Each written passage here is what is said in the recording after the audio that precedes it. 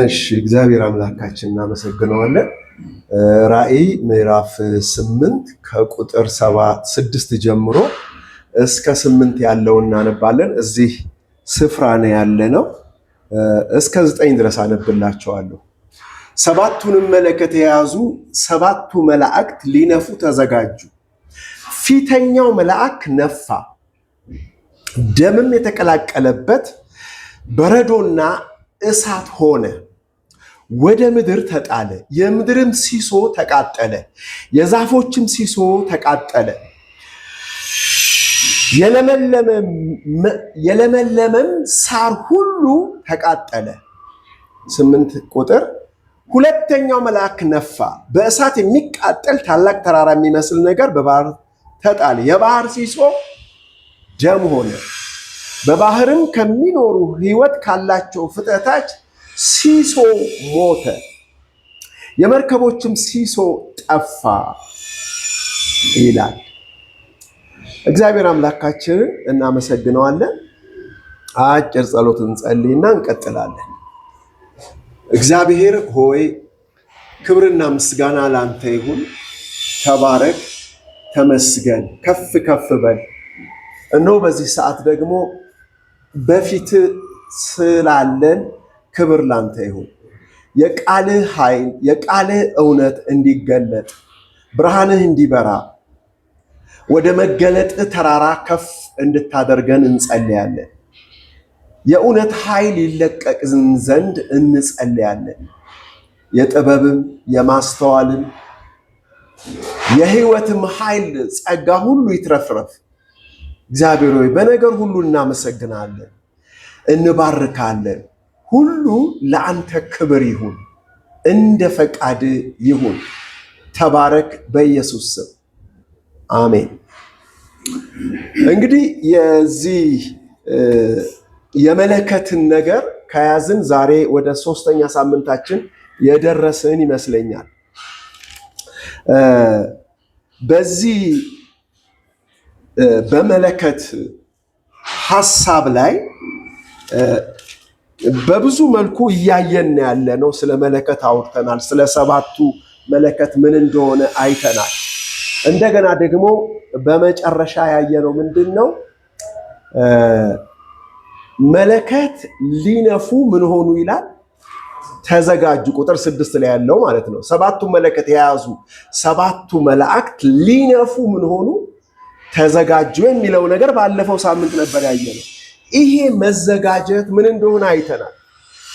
እግዚአብሔር የመንግስቱን ሐሳብ ወደ ህይወታችን ከለቀቀ በኋላ በህይወታችን ውስጥ እግዚአብሔር ውስጣችንን እንዴት አድርጎ እንደሚሰራ ቃሉ ከኛ ሰውነት ጋራ ምን እስኪል ድረስ እስኪጋባ ድረስ የተጠበቀ ጊዜ እንደሆነ፣ ከዛ በፊት ግን መለከትን መንፋት ወይም የቃሉን ሐሳብ መግለጽ እንደማንችል የጸጥታ ጊዜም እንደሚሆንልን ይህንን ሐሳብ ነበረ የተመለከትነው እና ዛሬ እንግዲህ ከዛ ሐሳብ እንቀጥላለን። አሁን ልብ በሉ፣ ሰባቱ መለከት የያዙ ሰባቱ መላእክት ምንድን ነው የሚያደርጉት? ሊነፉ ምን ያደርጉ ነው የሚለው ተዘጋጁ ይላል። ቁጥር 7 የመጀመሪያው ሐሳብ ምን ይላል? ፊተኛው መልአክ ምን አደረገ ይላል? ነፋ ይላል። አሁን ፊተኛ መልአክ ሲል 6ቱ መልአኮች ምን ሆነዋል ማለት ነው? ዝም ብለዋል ማለት ነው አይደል? ፊተኛው ካለ አንዱ መልአክ ምን እያደረገ ነው? እየነፋ ነው። 6ቱስ ዝም እያሉ ነው አይነት ትርጓሜ ውስጥ ይከተናል። ግን መጽሐፉ ምንድን ነው ያለው? ፊተኛ ነው ያለው። ምን ማለቱ ነው ስንል ልብ በሉ። ከዚህ በፊት ስናወራ ታስታውሱ እንደሆነ 7 በመጽሐፍ ሐሳብ ውስጥ በዚህ በራእይ መጽሐፍ ውስጥ 7 ቁጥር ምንድን ነው ብለናል? ፍጹም ነው፣ ኮምፕሌት ነው። የአንድ ነገር መፈጸምን የሚያመለክት ቃል ነው ብለናል እንጂ 1 2 3 4 5 6 7 የሚል ፍጥረታዊ ቁጥርን አይደለም የሚል ሐሳብ ተነጋግረናል። አሁንም እሱን ነው የምናንጸባርቀው። ስለዚህ ፊተኛው ሲል ከሰባቱ አንዱ አይደለም። ልብ በሉ፣ 7 ቁጥር ፍጹም ከሆነ አሁን እየተነፋ ያለው መለከት ምን ማለት ነው? ከሰባቱ የተቆረሰ ማለት ሳይሆን ከዛ ከሰባቱ ፍጹም ከሆነው የሚነገረው የመጀመሪያው ሐሳብ ምን ሆነ ማለት ነው? ወጣ ማለት ነው። ተገለጠ ማለት ነው።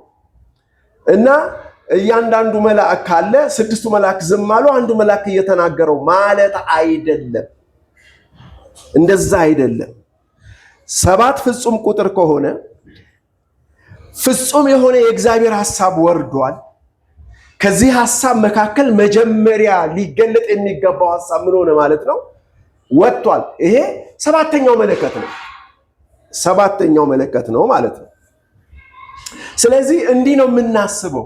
1 2 እየቀነስን እየጨመርን እየደመርን አይደለም ለማለት ነው። ስለዚህ መለከት ፊተኛው መለከት ምን አረገ ነው? ነፋ ነው። ለመንፋት ተዘጋጀ ብለናል። አሁን ነፋ ስንል እኛ የመለከትን ድምፅ የመስማት ልምምድ አለን። ከመጀመሪያው ሰፈር ጀምሮ መለከትን እየሰማን የመጣን ሰዎች ነን። የደህንነትን መለከት ሰምተናል። በክርስቶስ ምን አርጉ? እመኑ የሚል መለከት ሰምተናል። ከዛስ ልዩ ልዩ የበዓል መለከት ሰምተናል።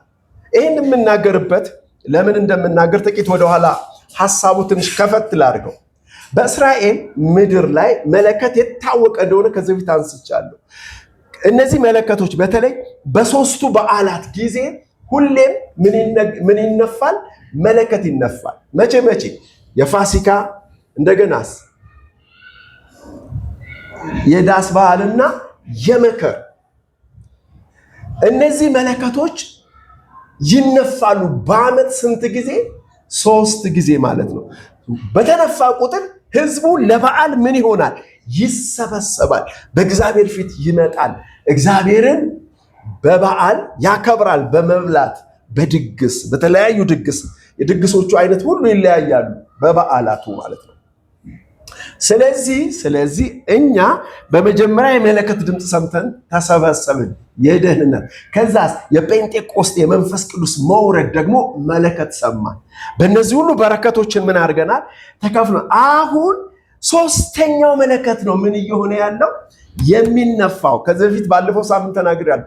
ኋላኛው መለከት ሲነፋ የሚል ቃል በአንደኛ ቆሮንቶስ ምዕራፍ 15 ቁጥር 55 56 ላይ አይተናል።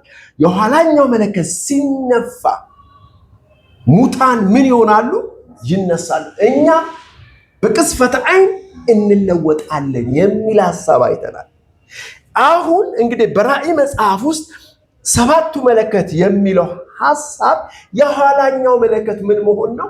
መነፋት ነው። የትኛው ስንል የዳስ በዓል አልፎ የመከሩ የመጨረሻው መለከት ምን እየሆነ ነው? እየተነፋ ነው ማለት ነው። ይሄ የፍጻሜ መለከት ነው። ልብ በሉ፣ የፍጻሜ ማለት የመጨረሻ ማለት ነው። ከዚህ በኋላ እግዚአብሔር ሌላ ድምፅ የለውም አይደለ? የዕብራዊ ጸሐፊ ምንድን ያለው? ለማስታወስ አንዴ ዕብራዊ ምዕራፍ 1 ገብቼ ላንብብ። ምን ይላል? ከጥንት ጀምሮ እግዚአብሔር በብዙ አይነትና በብዙ ጎዳና ለአባቶቻችን በነቢያት ተናግሮ ሁሉን ወራሽ ባረገው ደግሞ ዓለማትን በፈጠረበት በልጁ በዚህ ዘመን መጨረሻ ለኛ ምን አረገን ይላል? ተናገረን ይላል። ልብ በሉ፣ ከጥንት ጀምሮ ነው እግዚአብሔር ምን እያደረገ ያለው? እየተናገረ ወይም መለከት እየነፋ ያለው። እግዚአብሔር ንጉሥ ነው። እግዚአብሔር የሁሉ ገዥ ነው በዘመናት። ስለዚህ እሱ ሲናገር የመንግስት አዋጅ ነው፣ ህግ ነው የሚያወራው፣ የሚፈጸም ነገር ነው የሚያወራው። ስለዚህ ከጥንት ጀምሮ ነው ይሄ ድምፅ የመጣው በብዙ አይነት ጎዳና ለአባቶቻችን በነቢያት በልዩ ልዩ በቤተ ክርስቲያን ደግሞ በደህንነትና በመንፈስ ቅዱስ መውረድ በኋላ ደግሞ በጸጋ ስጦታዎች በልዩ ልዩ ምን ተደረገ? እግዚአብሔር ተናገረ። አሁን ግን የሚያወራው በምንድን ነው? በልጁ በዘመን መጨረሻ ተናገረ። በልጁ በየትኛው ልጅ? በክርስቶስ በሰባተኛው ምን መልአክ ሰባተኛው መልአክ በታላቅ መለከት ከሰማይ ምን ይሆናል? በመላእክት ምን አለቃ በእግዚአብሔር መለከት ከሰማይ ምን ይሆናል አለ? ይወርዳል። ምን ይሆናል? የዛኔ ሙታን ምን ይሆናሉ? ይነሳሉ። እኛም ሕያው ሆነን ያለን በቅጽበታዊ እዛ ጋር እንነጠቃለን ይላል፣ እንለወጣለን ማለት ነው። ስለዚህ አሁን የሚነፋው ምን መለከት የሚፈጥር ቃል ነው ማለት ነው። የመለኮት ቃል ነው። ልብ በሉ። ልክ ይሄንን ድምፅ የመለከትን ድምፅ የሰባተኛውም ማለት ነው ሰው ሲሰማ ነፍስ አይቀርለትም፣ ይለወጣል። አደለ? እግዚአብሔር ለሕዝቅኤል ምንድን ነው ያለው? በተስፋ በቆረጡ በደረቁ አጥንቶች ላይ ምን በላለው?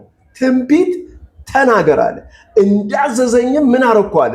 ትንቢት ተናገርኩ አለ። ከዛ ምን ሆነ? አጥንት ከአጥንት ጋር ምን ሆነ? ተቀራረበ፣ የምድርም መናወጥ ሆነ ይላል።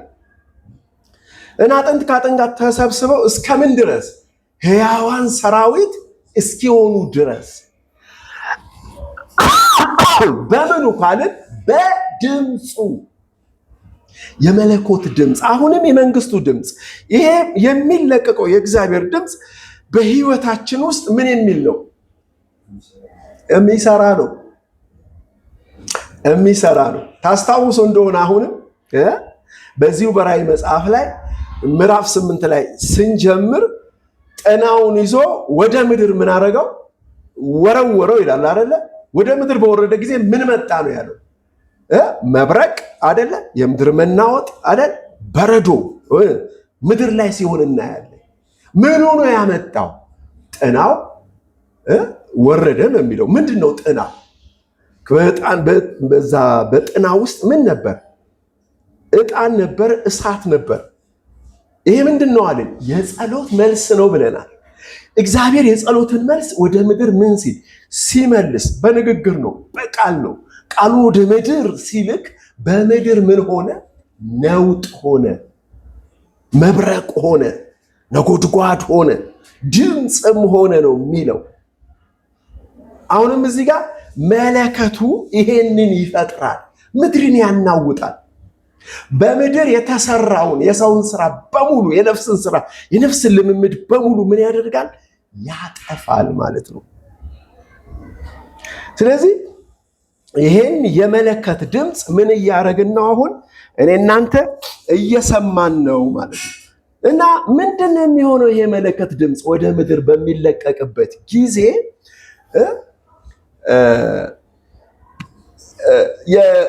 ታስታውሱ እንደሆነ አሁንም ወደኋላ መለከቱ የበዓላት ብቻ አይደለም። ለምንም ይነፋል ተባብለናል።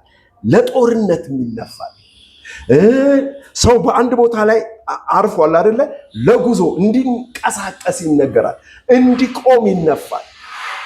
ብዙ አይነት መለከቶች እንዳለ በሰፊው ከዚህ በፊት አስቀምጫለሁ። እና አሁን በዚህ በእኛ በእግዚአብሔር ልጆችም ሕይወት ውስጥ እንዲሁም በራእይ መጽሐፍ ውስጥ መለከቱ ሲነፋ ለጉዞ ይነፋል፣ ለበዓል ይነፋል፣ ለጦርነት ይነፋል። ለጦርነት ይነፋል። ስለዚህ አሁንም በዚህ ሰዓት እንመለከተዋለን። ወደፊት በሚነፋበት ሰዓት እዚህ ስፍራ ላይ ወደ 3 ቦታ ድምፅ ይወርዳል። የተለያዩ ነገሮች ሲከሰቱ እናያለን። በምድር እና በባህር እና በሰማይ። ታስታውሳላችሁ ሳነብ ፊት ጊዜ ሳነብ ምናልባት ልብ ካላላችሁ እንጂ ደግሜ ሳነበው ስሙት። ፊተኛው መልአክ ነፋ፣ ደም የተቀላቀለበት በረዶ እሳት ወደ ምድር ተጣለ ይላል። የምድር ሲሶ ተቃጠለ ይላል። የዛፎች ሲሶ ተቃጠለ፣ የለመለመ ሳር ተቃጠለ ይላል። ሁለተኛው መለከት ነፋ፣ በእሳት የሚቃጠል ተራራ የሚመስል ነገር በባህር ላይ ምን ሆነ?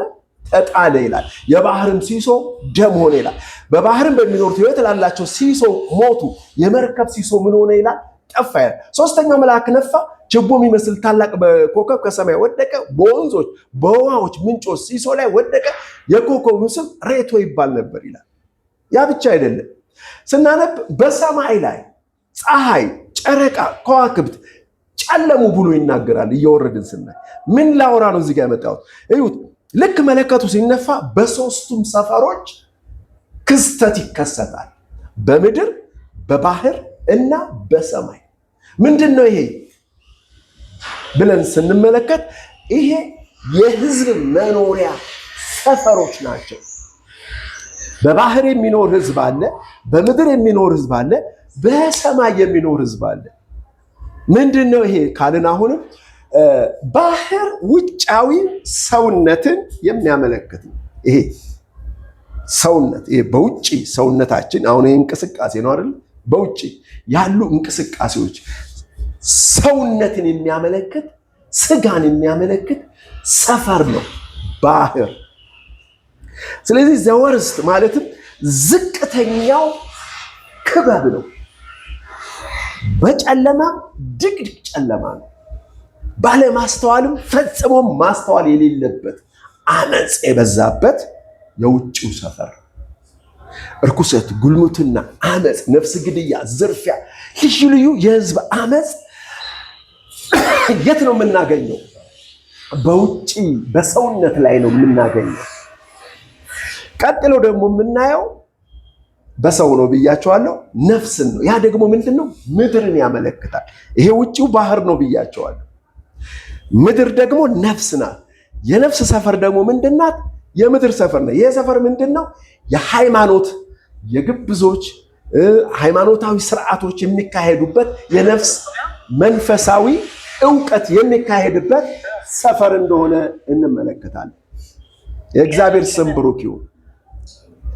በሶስተኛው ሰፈር ላይ ግን የምናየው አንድ የተለየ ህዝብ ነው የምናየው። መንፈሳዊ ሰፈር ነው። መንፈሳዊ ሰፈር ነው ብያቸዋለሁ። ከፍ ያለ መንፈሳዊ ሰፈር ነው። በዚህ ከፍ ባለ መንፈሳዊ ሰፈር ውስጥ ከስጋ ከነፍስም ስርዓት ምን ያረጉ ያመለጡ የእግዚአብሔር ልጆች የተቆጠሩ የእግዚአብሔር ልጆችን የሚመለከት ሰፈር ነው ማለት ነው። ሰማያዊው መንፈሳዊ ሰፈር ላይ እዛ ሰፈር ምን ይወርድበታል? መቅሰፍት ያገኘዋል። አይገርምም? ሁሉ ቦታ መቅሰፍት ያገኘዋል። ባህርንም ምድርንም ሰማይን መንፈሳዊያንም ስጋዊ መንፈሳዊውምና ፍጥረታዊው የሙታን ዓለምን በአጠቃላይ የእግዚአብሔር ፍጥረትን በተመለከተ ሞላውን እግዚአብሔር በመለከቱ ያናግራል ማለት ነው።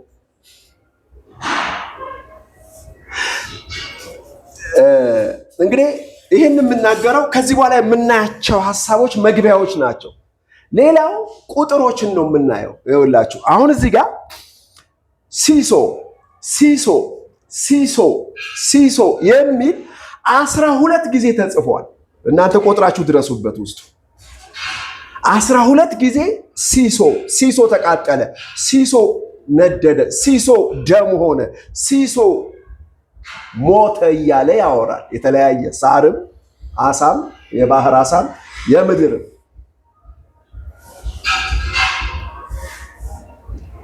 ሶስተኛ ማለት ነው። ሲሶ ማለት ከአንድ ሙሉ ነገር አንድ ሶስተኛ የሚባል ነገር ታውቃላችሁ። ሂሳብ ሶስተኛው ሶስተኛው ሶስተኛው ሶስተኛው ይላል። ስንት ጊዜ? 12 ጊዜ። ይህ በራእይ መጽሐፍ አስቀድሞ ለአንድ ሶስተኛው ነው እግዚአብሔር ምን የሚያደርገው ማለት ነው።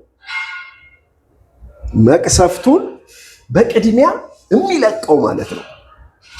ይህ ሶስተኛው የተባለው የእግዚአብሔር ሕዝብ ነው ማለት ነው። አሁን የራእይ መጽሐፍ ትኩረት አድርጎ የሚናገረው ማ ላይ ነው? ልጆች ላይ ነው ማለት ነው።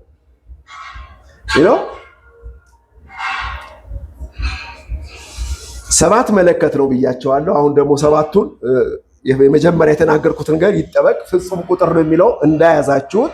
አሁን ደግሞ ልበትነው ነው እንደገና። በራእይ መጽሐፍ ውስጥ 3 ጊዜ ሰባት መለከቶች አሉ። የመጨረሻው 7 ጽዋ ነው። መሃል ላይ አሁን 7 መለከት ነው። የመጀመሪያው 7 ማህተም ነው። ልብ በሉ። 3 ቁጥር ምንድን ነው? የመለኮት ቁጥር ነው። ምን? የአንድ ነገር ሙላት ነው። ፍጹምነት አይደለም፣ ሙላት ነው ያልኳችሁ። እሺ፣ ሙሉና ፍጹምነት ልዩነት አለው። አንድ ነገር ሙሉ ሆኖ ግን ፍጹም አይደለም።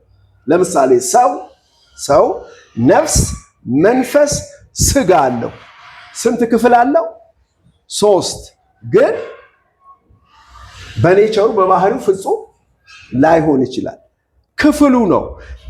አንድ ሰው እዚህ ምድር ላይ ሰው የሚባለው እነዚህ 3 ነገሮች ሲኖሩት ነው ማለት ነው። እግዚአብሔርም ለኛ በዚህ በአዲስ ኪዳን ሲገለጥ በ3 ምን ሆኗል? ይሄ ሙላቱን ያሳያል ተባብለናል። በአብ በወልድ በመንፈስ ቅዱስ። የመቅደሱ ሰፈርም ሙሉነቱን የሚያሳየው 3ኛው ስፍራ ብቻ አይደለም። 1ኛው፣ 2ኛው፣ 3ኛው ሰፈር ነው አይደለም መቅደስ የተባለ። አሁን ተረዳን ስለ 3 ቁጥር በጥቂቱ። የአንድ ነገር ሙሉ ነው ማለት ነው። ስለዚህ 3 ፍጹም የሆኑ መልእክቶች ይለቀቃሉ። ስለዚህ ምን ሆነ ማለት ነው? 3ቱም መለከቶች ምን ሲለቀቁ ማለት መለከት ስል የማህተሙ የመለከቱና የጽዋው እነዚህ 3ቱ ነገሮች በምድር ላይ በሰው ላይ ሲወርዱ ሰው ወደ ፐርፌክሽን ውስጥ ይገባል። ፍጹም የሆነው ነገር ያልቀለተ ያለቀ ማንነትን በክርስቶስ ያገኛል ማለት ነው። ማህተሙ የኢየሱስ ክርስቶስ መገለጥ ነው፣ ምክር ነው ተባብለናል። መለከቱ ደግሞ የአስፈጻጸም ሂደት ነው ብለናል። መቅሰፍቱ ደግሞ ነገርን ሲጨርስ ነው የምናየው ማለት ነው። በእነዚህ በ3ቱ ይፈጸማል። እነዚህ በ3-7 የተለቀቁ ነገሮች ልጆችን ብቻ አይደለም፣ ፍጥረት ዓለምን በሙሉ ምን ያደርጋል? እግዚአብሔር ወደ ራሱ የሚመልስበት መንገድ ነው። ግን አስቀድሞ ለማን ነው? ሲሶው ላይ ነው የሚለቀቀው ማለት ነው። እንግዲህ 3 ሙላት ነው ብያቸዋለሁ። 3 ስንት ጊዜ ተባለ? 12 ጊዜ። 12 ቁጥር ሁል ጊዜ የምናስታውሰው ቃል ነው። የመንግስት ቁጥር ነው ማለት ነው። የእግዚአብሔር መንግስት ቁጥር ነው። በእግዚአብሔር መንግስት ህዝብ ላይ 3 ጊዜ 12 መቅሰፍት ይለቀቃል ማለት ነው። እግዚአብሔር ይመስገን። ስለዚህ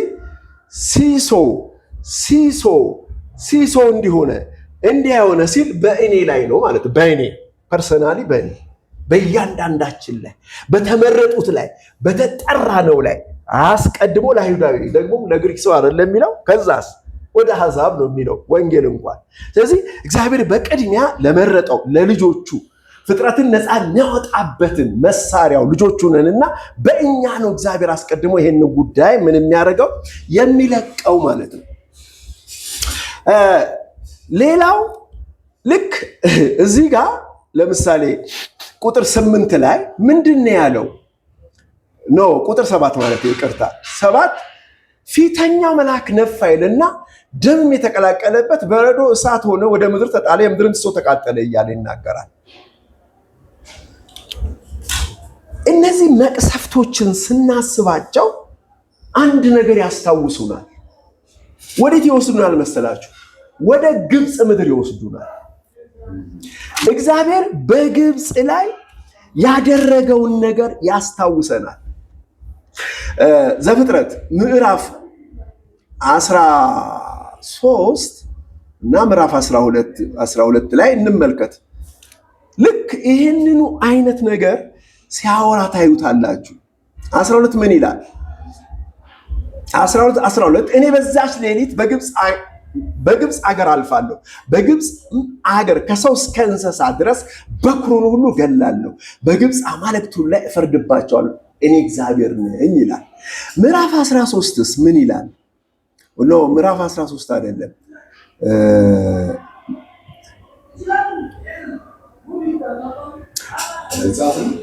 ዘጸአት ምዕራፍ 8 ነው። ምን ይላል መሰላችሁ? ወደ ፈርዖን ግባ ይለዋል ሙሴ።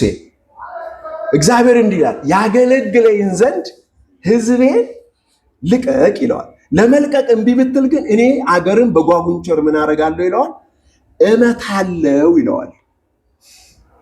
እሺ፣ ከዛ ታስታውሳላችሁ፣ ልዩ ልዩ ምንድን ነው መቅሰፍት ነው እዚህ ምድር ላይ ምን የሚለው ሲወርድ የምናየው።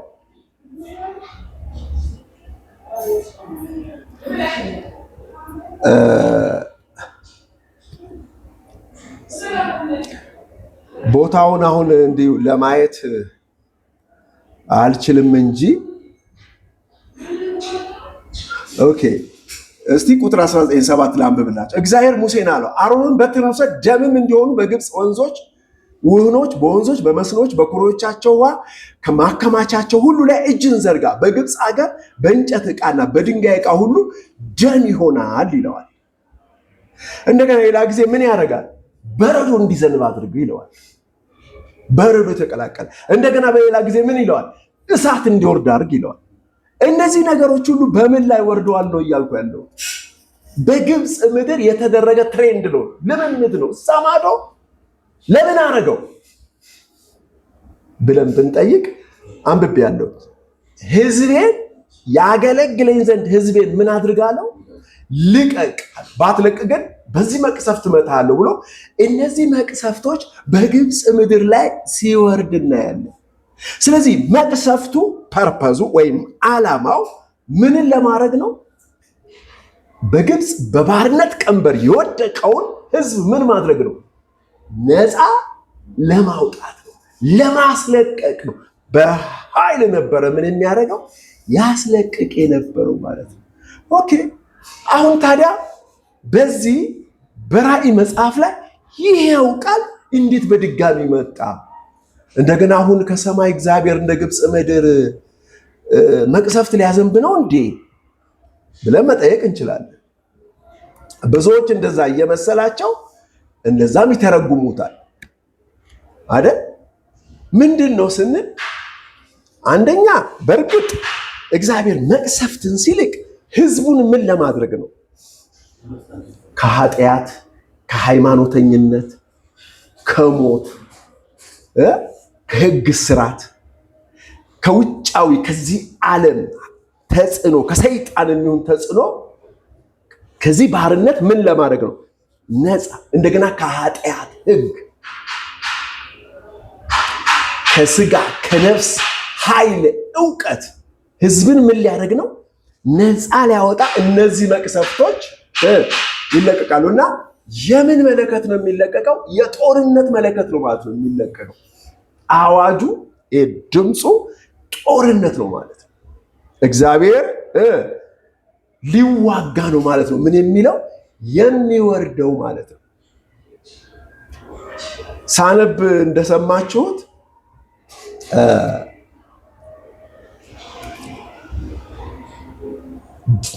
መለከት ነፋ ካለ በኋላ ደም የተቀላቀለ በረዶና እሳት ሆነ፣ ወደ ምድር ተጣለ ይላል።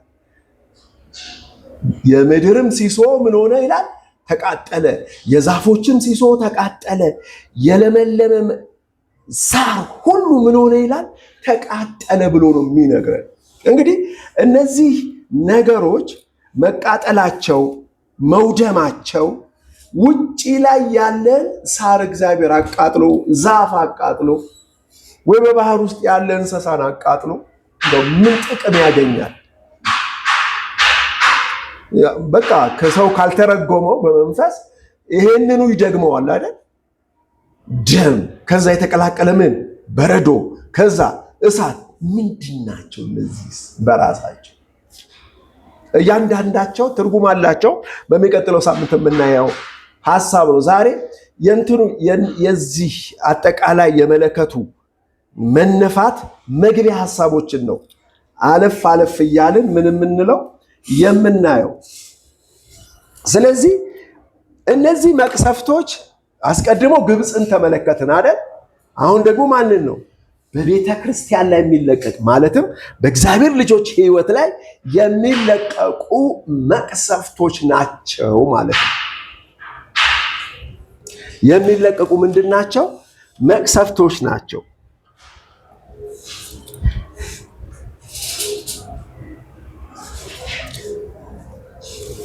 ሌላው ይሄ ሰባተኛው መለከት ይላል አንድ ቦታ ላይ። እሱን ሳላወራችሁ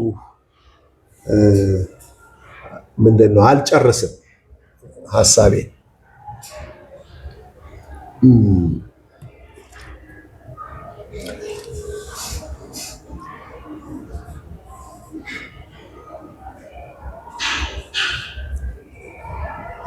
ኦኬ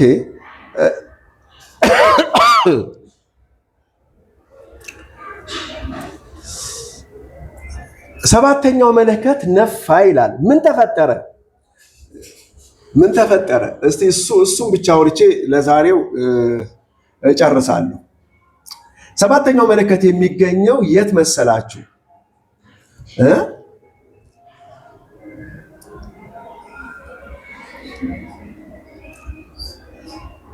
ቁጥር 15 ላይ ነው።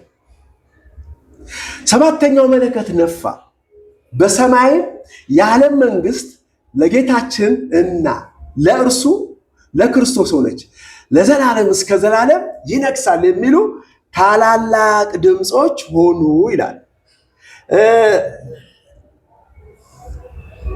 እንደገና አንድ ቦታ ግን ስለዚህ ሰባተኛ ድምፅ የሚናገረው ነገር አለ። እሱን አንዴ ላንብብላችሁ፣ ቦታውን ላውጣ። አዎ ቁጥር 7 ላይ ምዕራፍ 10 ወደፊት አይዘገይም ይላል። ዳሩ ግን ሰባተኛው መለከት ሊነፋ ባለ ጊዜ ድምፁ በሚሰማበት ዘመን ለባሪያዎቹ ለነቢያት የምስራች እንደሰበከላቸው የእግዚአብሔር ምስጢር ይፈጸማል አለ። የእግዚአብሔር ምስጢር ምን ይሆናል? ይፈጸማል አለ። እሺ 11 ላይ ሳነብ ምን አለ? ሲነፋ ምን ሆነ ነው የሚለው ታስታውስ? ላንብብ ድጋሚ በደንብ እንድናስታውሰው። ሰባተኛው መለከት ነፋ፣ በሰማይ ነው እንግዲህ ልብ በሉ። የዓለም መንግስት ለጌታችን ለእርሱ ለክርስቶስ ሆነች፣ ከዘላለም እስከ ዘላለም ምን ይሆናል? ይነግሳል የሚሉ ታላላቅ ድምፆች ሆኑ ይላል። እና ምን ተፈጸመ? የእግዚአብሔር ምስጢር ምን ሆነ? ለማን የተናገረው? ለባሪያዎቹ ለነቢያት የተናገረው የእግዚአብሔር ምስጢር ምን ይላል? ይፈጸማል ይላል። ይህን ነገር አንድ ሁል ጊዜ የምንለው ቃል ነው፣ ግን ላስታውሳችሁ። ቆላስያስ ምዕራፍ 1 ቁጥር 27 ላይ ምን ይላል? ለእነርሱም እግዚአብሔር በአሕዛብ ዘንድ ያለው የዚህ ምስጢር ክብር ባለጠግነት ምን እንደሆነ ሊያስታውቅ ወደደ። ምስጢሩ የክብር ተስፋ ያለው ክርስቶስ በእናንተ ዘንድ መሆኑ ነው ይላል። ምስጢር ነው በቅዱሳን ዘንድ ያለው የእግዚአብሔር ባለጠግነት፣ በእግዚአብሔር ሕዝብ የተሰወረው ምስጢር ምንድን ነው? እሱ ስንል የክብር ተስፋ ያለው ክርስቶስ በእናንተ ውስጥ ነው ይላል። ኦኬ፣ የራእይ መጽሐፍ ታዲያ ምንድን ነው የሚለው? የእግዚአብሔር ምስጢር ምን ይሆናል? ይፈጸማል አለ። ይህ ምስጢር የሆነው ተሸፍኖ ተደብቆ በእግዚአብሔር ተመክሮ ለዝንተ ዓለም የተነገረው ሐሳብ ወደ ፍጻሜ ይመጣል። ምን ማለት ነው? ወደ ፍጻሜ ማለት ነው ወደሚታየው ዓለም ይወርዳል ማለት ነው። የተጨበጠ ይሆናል፣ የተዳሰሰ ይሆናል፣ ያለቀ ይሆናል ማለት ነው። አስቡ፣ የዓለም መንግስት የማን ሆነች? የጌታችን ለኢየሱስ ክርስቶስ ሆነች። ከዘላለም እስከ ዘላለም ምን ይላል? ይነግሳል። እዚህ አንድ የሆነ ሰውዬ አለ ሰማይ ላይ የወጣ ኢየሱስ የሚባል እሱ ሰውዬ በዓለም ሁሉ ላይ ምን ሆነ ማለት ነው? ነገሰ ማለት ነው። ፊደሉ እንደዛ ይመስላል። ኔቨር አይደለም። ክርስቶስ ማለት በአንድ አካል ብዙ ብልት ነው ተባብለናል። ክርስቶስ የቤተ ክርስቲያን ራስ ነው። እኛ እያንዳንዳችን የክርስቶስ ምንድነች? ብልቶች ነን። ስንገጣጠም አንዱ አካል ክርስቶስን ነው የምናመለክተው። አሁን የነገሰው ማን ነው? ከዘላለም እስከ ዘላለም ነገሰ የተባለው ማን ነው ስንል የእግዚአብሔር ሕዝብ የእግዚአብሔር ልጆች ንግስናቸው ምን ሆነ? ፈጦ ወጣ ማለት ነው። ተፈጸመ። የእግዚአብሔር ምስጢር ምን ሆነ? መቼ? ሰባተኛው መለከት ምን ሲሆን አለ? ሲነፋ ብሎ እግዚአብሔር የተናገረው ምስጢር እሱ አለቀ ይላል። እንግዲህ ይሄ ምንድን ነው ካለ የፍጥረት ናፍቆት የእግዚአብሔር ልጆች መገለጥን ምን ያደርጋል? ይጠባበቃል ይላል። እግዚአብሔር ይመስገን። ልብ በሉ። ማህተም ተፈታ አይደለ እንዴ? 7 ማህተም ተፈታ። የእግዚአብሔር ምክር ወጣ። እንደገና 7 መለከት ምን ሆነ? ተለቀቀ። ምን ይለናል አሁን እዚህ ጋር? የዓለም መንግስት ለጌታችንና ለኢየሱስ ክርስቶስ ከዘላለም እስከ ዘላለም ይነግሳል ማለት ይገዛል። እንግዲህ እግዚአብሔር በህዝቡ ምን ያደርጋል? ይገዛል፣ ይሰለጥናል ማለት ነው። በእርግጥ ከዛ በኋላ 7 መቅሰፍት ምን ይላል? ይቀጥላል እንጂ። ስለዚህ እንግዲህ አጠቃላይ የዚህ የመለከቱ ሐሳብ ላዩ ከፈት ያለ በር ነው። ዛሬ ምን ያደረግነው? ያየ ነው። እንግዲህ በሚቀጥለው እያንዳንዱን ሐሳብ ደግሞ እየቆፈርን እግዚአብሔር በረዳን መጠን እንመለከተዋለን። ጨርሰናል።